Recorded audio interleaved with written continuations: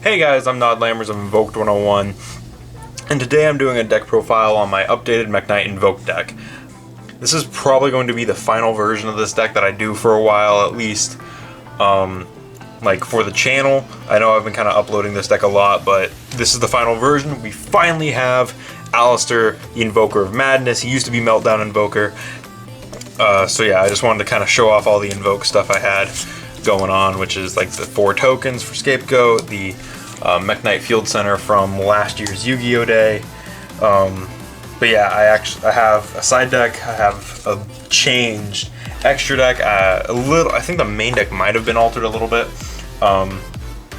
So yeah, I just want to talk all about this deck and go not super in-depth with it because you guys have seen this deck profile so many times before, so I just wanted to jump right into it. But real quick, I'm gonna go grab something because I just remembered I forgot something in the extra.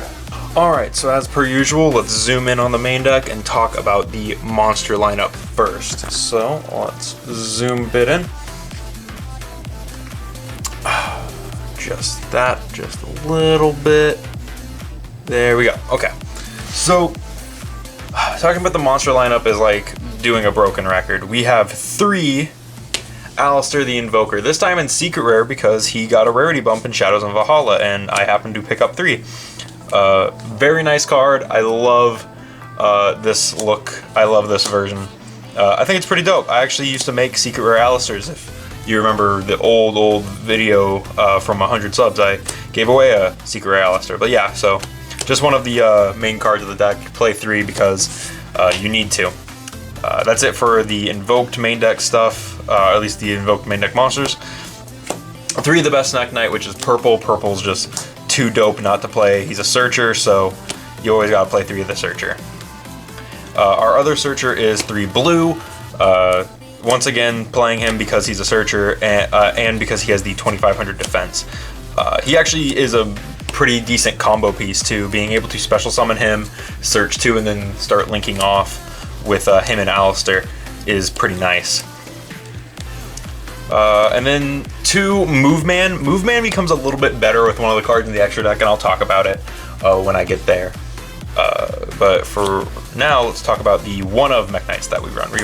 We run 1 Avram because he's the other normal summon for the deck, and honestly, just there's a lot of things that this guy can get over, and him being a vanilla makes him isn't super detrimental, but I don't know, it's just like really weird, but he ends up being really useful a lot of the time because dropping a 2k normal summon can be pretty nice.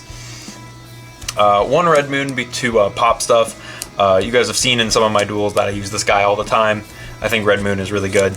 And then 1 Yellow Star. I don't think Yellow Star is as good. Honestly, you could drop this and make it a 40 card deck. I didn't want to.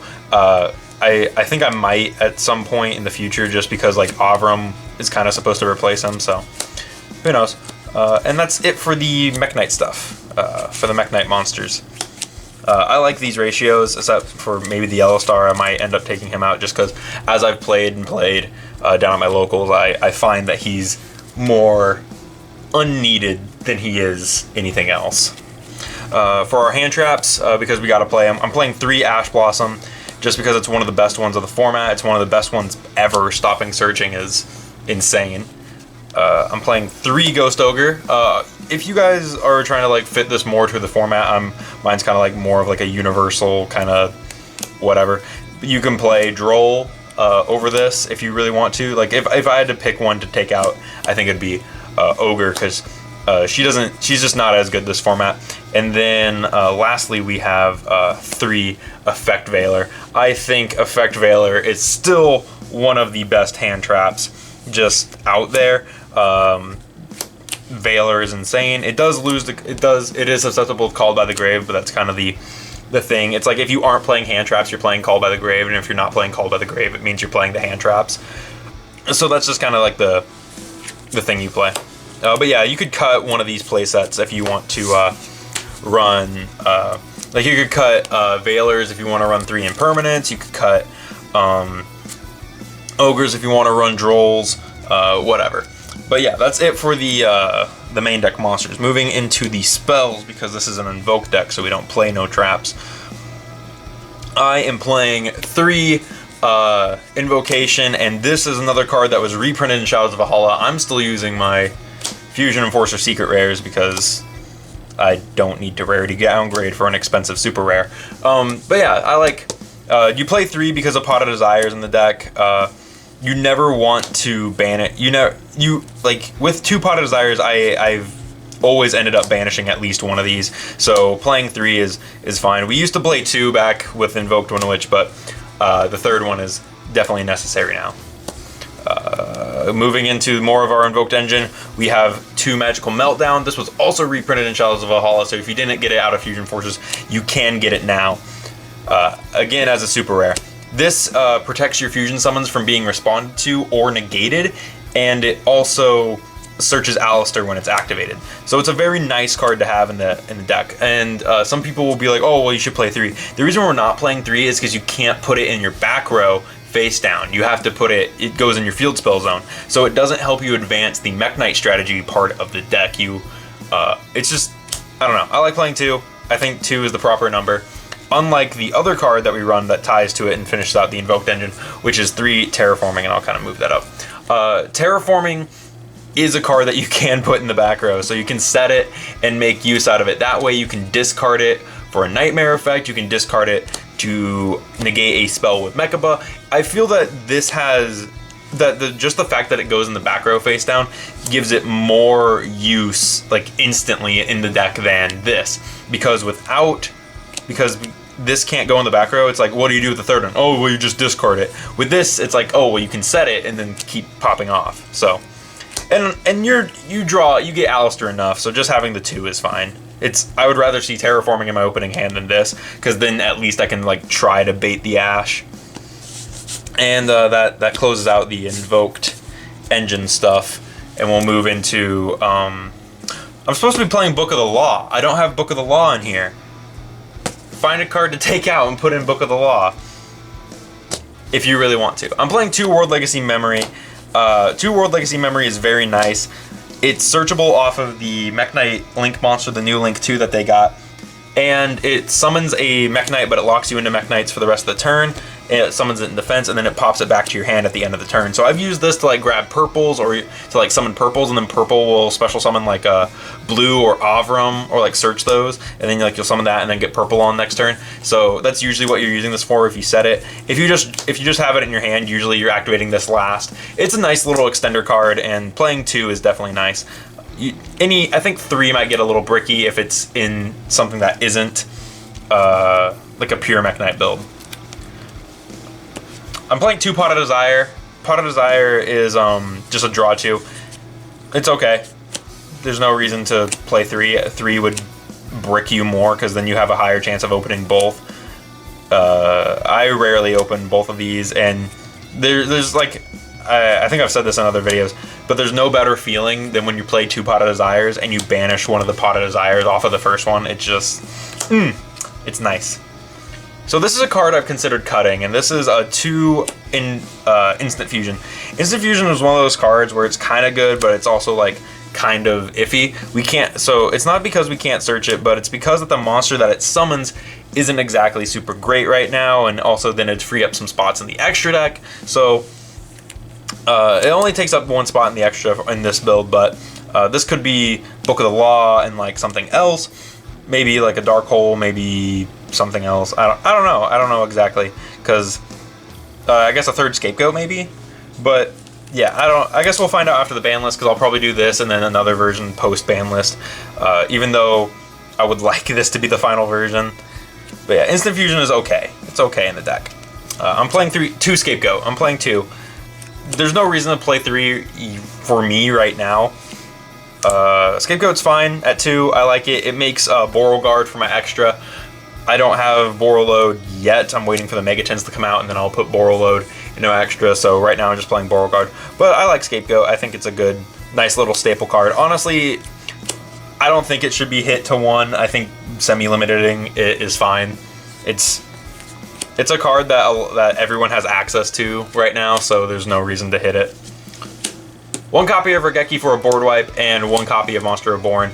I have not found a reason to take out Monster Reborn. I really like it. It's really good. This could be World Legacy Inheritor, and then like you could search it off of the Mekk-Knight Link monster, which I guess I could put in. You could take out the instant fusions for if you want to play Inheritors and have like extra Monster Reborns that you can search. So, but yeah, the Regeki is fine. It's not very, like, I've thought about side decking it, but it's fine where it is. And that's it for the spell cards. Yeah, so maybe I'll put in like a World Legacy Inheritor and the Book of the Law, but then I'm playing like 4 1-ofs, and that's kind of that makes the consistency really wonky. Yeah, that's it for the main deck. I like these ratios. These are the ratios I like. I don't know what more there is. So let's talk about the fusion monsters and some of the extra decks. So the first card I'm going to talk about is Invoked Mekk-Knight, which is another card that was reprinted in Shadows of Valhalla. So if you didn't get yours out of Fusion Enforcers, you can pick it up pretty cheap now as a super rare. It looks a little wonky, but it's still, you know, Mekk-Knight. He's the negation one. He's arguably the best one. I think currently there is a different invoked monster that is the best one, but this one is still super easy to summon and very nice to have on the field as like a nice control boss monster type thing.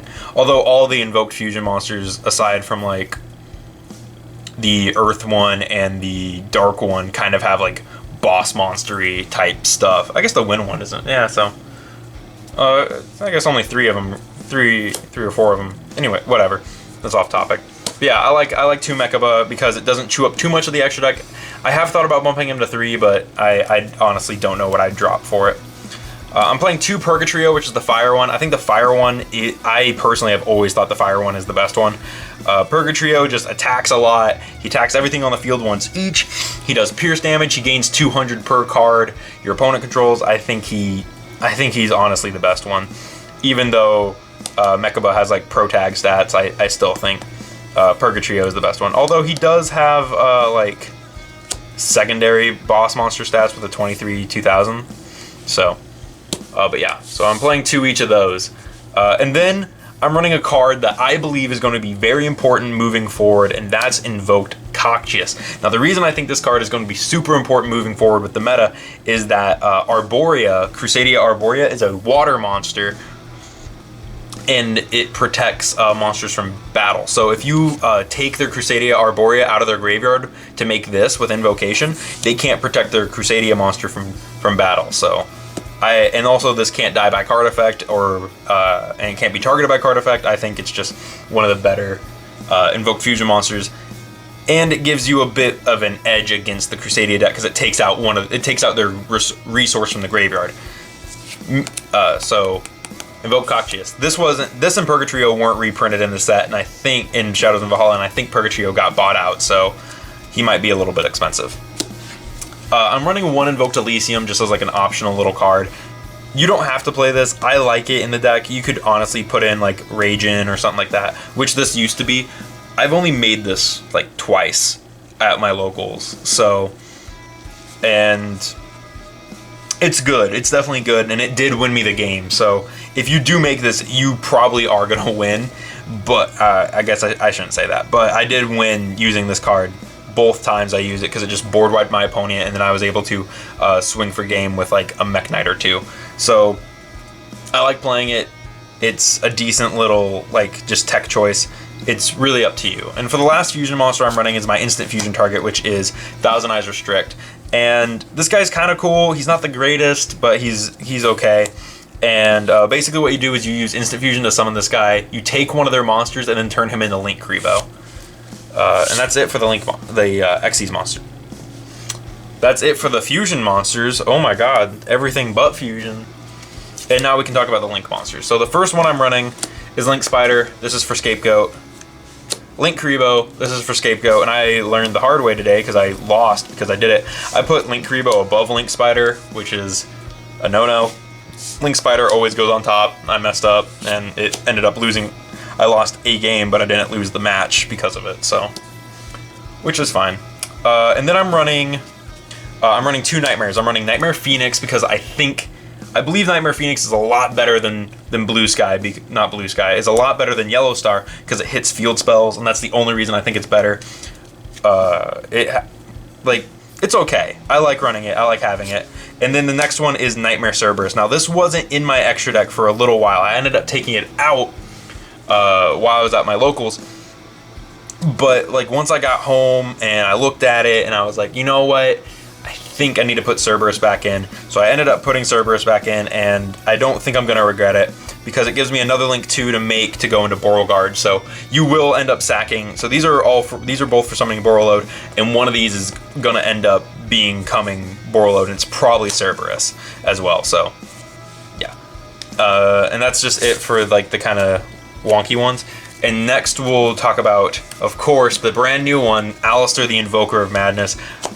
I love this card's artwork. I waited a while for this card, and I tested a lot of wonky Invoked builds online trying to get to this card. And honestly, I thought I was going to do a little bit more than what it does, and I'm a little disappointed that it doesn't. But it's still a very nice addition to the extra deck.